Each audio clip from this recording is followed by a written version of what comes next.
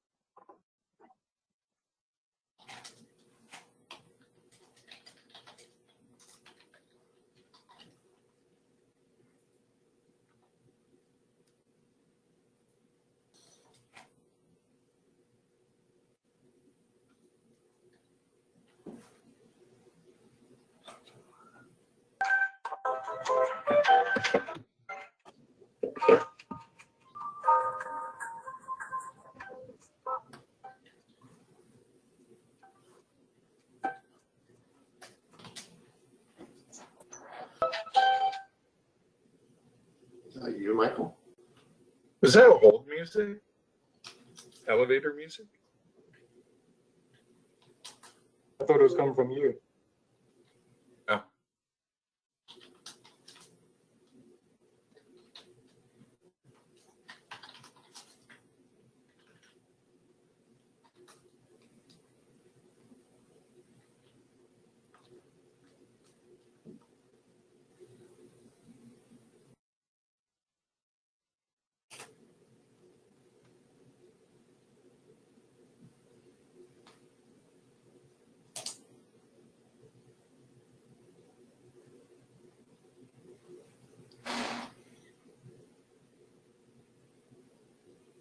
Well, Craig, we're at 3 minutes after. Do we want to get started? Yeah. I can't see who's on. Do you know if there's attendees on? I can't see the attendees.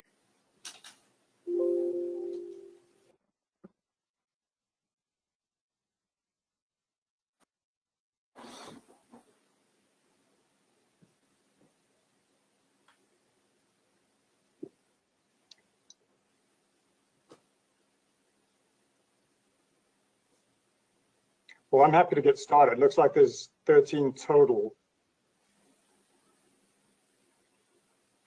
All right, let's roll. All right. Well, welcome everyone. My name's Craig Ferguson. I'm Deputy Director of Golden State Finance Authority. Golden State Finance Authority 10 years ago partnered with the California Energy Commission, and we put together an energy retrofit program utilizing what was back then ARP Funds into the MIST program that some of you on the call may be familiar with, and that was a second loan type program. Over the years, some of those monies have been recycled, and we're now using a portion of those same monies to do some advanced repayments, or advanced payments, I should say, on the SGIP program. So again, we've partnered with the CEC and working with the CPUC using those rebate. This seminar is going to be hosted. Michael Day is going to present this seminar, and all of you are on mute, so he will let you. I like to say I'm a recovering sign. And when I was doing that, there was a program in SMUD. It was on their bill. It made life a lot easier for the homeowners that were trying to reproduce and close more jobs, because the folks didn't have to write a check for thousands of dollars to get something that they really needed. A few years went by and I was a consultant, and 10 years ago I had the great pleasure to work with Golden State Finance Authority when we went after one of the last round of stimulus bills, which became the MIST program, barrier to homeowners that wanted and needed upgrades to their homes, just not having the cash on hand to do it. And now incentive program, and GSFA has stepped up, gotten approval from the CEC to utilize some of those. Doesn't make any sense. How can GSFA make any money off of it? The fact is they don't have to. This fits within GSFA's mission, And the mission here is to help people that wouldn't otherwise be able to the funds that they're entitled to. So, who is Golden State Finance Authority? Established in 1993, it's a joint powers authority, provides down payment assistance towards home ownership, and has also been doing energy projects going back to the original MIST 1 program and some subsequent programs that they've engaged in. What's the advanced rebate program? So the numbers out of SGIP are great, right? It's $1,000. What's the issue? The issue is that those incentives are paid on a reimbursement basis. So the homeowner has to be well-to-do enough to be able to pay a contractor and then wait several months for those dollars to come back. And that's what the ARP is meant to solve. That's a problem that the ARP is meant to solve. And so what it is it's technically a bridge finance, or for that matter, it broadens the, but don't have the upfront funds. So technically, the homeowner assigns to GSFA, the recipient of the SGIP-ERB funds. GSA pre-funds the incentive to the homeowner, but it's assigned to you, the contractor, developer that's doing the work. And that's being provided on behalf of the homeowner. Then GSFA gets reimbursed when the project goes. ARP approved projects will provide funding to developers. It's in 2 tranches, 2 installments. You get the first one about 8 weeks before the program start date. It comes after the incentive claim package has been approved. And approved. Why is this good? Well, it's no cost. There are no fees, and there's no interest to the homeowner. They just get the money that they would otherwise get from the SGIP program much faster. There's no underwriting. There's no minimum credit scores. There are no credit checks. So if they qualify, if they're in the right spot, and meaning one of the designated areas, and they have a qualification as an individual homeowner, if they meet those 2 tests, they get their money. You can go forward with your project. The ARP funds are dollar-for-dollar match of the ERB incentive, and there's no minimum or maximum funding requirements. This is for multifamily, it's all for residential. And again, they're coming from the California Energy Commission and ultimately Department of Energy. So remember is that the ARP funds are not a separate or independent financing program outside of the ERB incentive. They're just engaged with contractors. So I'm going to pause there and then move on. So how qualify for the advanced rebate payment program? First off, it has to be a single family residence, as we talked about. Second of all, it has to be an SGIP-ERB approved project. And then you need to submit some documentations on it. The ARP agreement, the GSA project information form, and a copy of the SGIP-ERB reservation. You also have to be a GSFA approved developer. So we'll get to that in a second. So these forms, what are these forms that we're talking about? First off, this is what you have to sign, address, SGIP-ERB both ways. The first off is that you have to be locationally qualified. So you have to be in a tier 2 high fire threat district or a tier 3 high fire threat district, or the location needs to have had 2 or more public safety power shutoff events. So any of those 3 will satisfy criteria 1. Second thing is that the individual homeowner has to be qualified. They qualify, and that's a dollar per year. Or so if you need a CPAP, there's a list of medical condition if electricity is disconnected. So this is if you have an oxygen machine or something.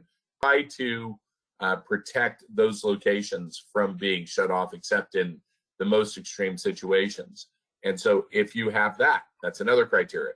The last one is if you've got an electric water pump. And so for a lot of rural communities, if you aren't, so to speak, you're going to have an electric water pump.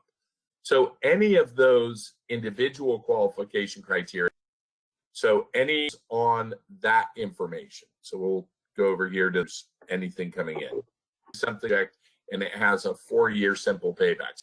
What they'll do is they'll make your payments $10,000 a year for 4 years, but they advance the money on the project. So that's the on-bill the OBF, or on-bill finance. And so for small to medium scale municipal projects would be up to $250,000, and you can get up to 10-year finance through all of the investor-owned utilities that are participating in this. They all have OBF available. The OBF is also available for commercial, but on commercial properties, it's a 5-year simple payback. So there is finance available through the investor-owned utilities program. It's doing that relations. And so that's where this program specifically was focused on trying to help, was on ERB in these critically affected areas for these critically affected subpopulations to help them go through. But I don't know if there's anything in there that if you were trying to do say a solar plus storage project that had residential SGIP at regular levels at $350 per kilowatt hour, I don't know that there's anything that would stop it from being used on that, because your turnaround time on the dollars would be about the same. Craig? This is Anthony. Actually, our contract with the California Energy Commission is specific to the ERB SGIP projects only. Okay, well, that answers that. Anything that could disqualify the project? A little bit different because, but you don't have to act single family dwelling. So we're talking about homeowners, but that's actually a little bit of a misnomer. If you're the person on the electric bill, that's who the PG&E incentive goes to, and they vary, or PG&E, SoCal Edison, SoCal Gas. If you're on that utility bill, that's who the incentive goes to, and so it does allow renters to do it. And so if you get to the philosophical side, this money came from ratepayers and it's going back to ratepayers. So it doesn't have to go through the normal steps of, say, qualifying for a loan. If you qualify for the money, you're going to get it. And that's where ERB is good, but because it takes so long, that's where GSFA stepped in to help accelerate getting those dollars and letting these projects move forward. Yeah, and just to add to that, this is Anthony again. The only restrictions the GSFA ARP program really has, again, it has to be single family and ERB. So basically, if you're a single family ERB approved, then you pretty much will be approved for the ARP program. We have no other restrictions at this point. So there's another question having to do with the application process.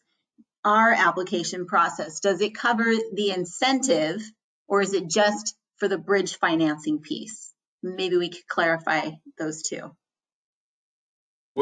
So if they qualify for $28,000 of incentive and you're charging them $28,000, labor, materials, tax, profit, all of that, and you charge them $28,000, then what will happen is a special word for that SGIP uses for the people who bring them projects. Because every once in a while they're actually developed, but the contractor gets the money that would have been coming from the ERB. They just get it faster.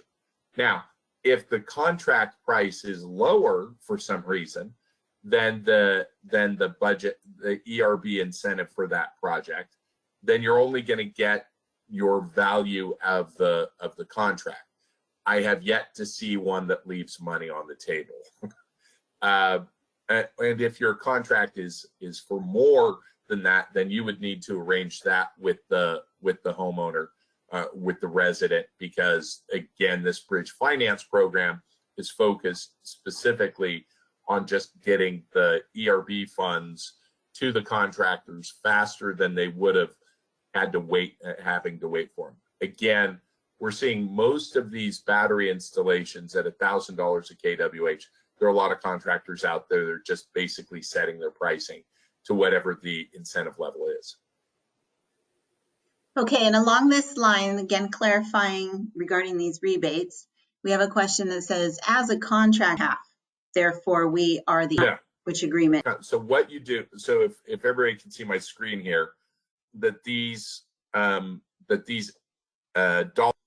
So letter that the homeowner will GSFA will be the SGIP resident. In this example, just take another approach to that question. If the contractor is being assigned the incentive and they're okay with that program, if you guys are comfortable waiting for a cut and want to participate in this program, then the homeowner would need to assign the incentive to GSFA, and that's when we would do the two installment. Our understanding, but if it's you just have to. If you have a question, you can go ahead and type it in the chat.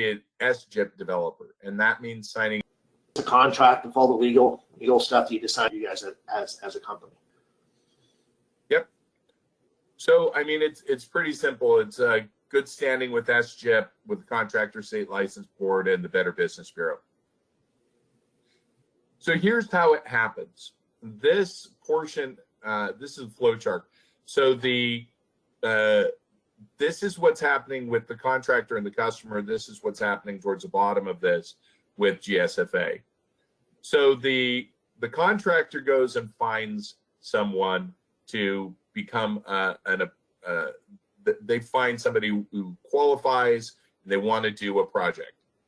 So the developer, SGIP developer, also known as the contractor, will do the reservation confirmation form, and they will submit that along with their paperwork to the advanced rebate program.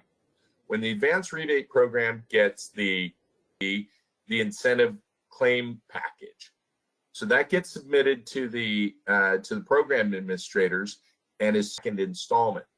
Normally, so let's just say that it's 3 months from the time that you sign the customer up until you do the work, and then it's another month and a half till the incentive claim form comes back, and then it's until the utility gets around to paying it. From the time you talk to the customer until the time you get to actually in hand, if you're waiting for GSFA, you still have to be involved with SGIP, because the release of the first block of funds to you is contingent upon actually having an SGIP claim facility to get you your second bucket of dollars. These incentive programs, and wait 6, 7. This is Anthony. Just a few points. 7 business days as well. So it's pretty quick from our side as well. In about 7 business days, what the investor-owned utilities typically do in 7 months. Yeah, that's faster.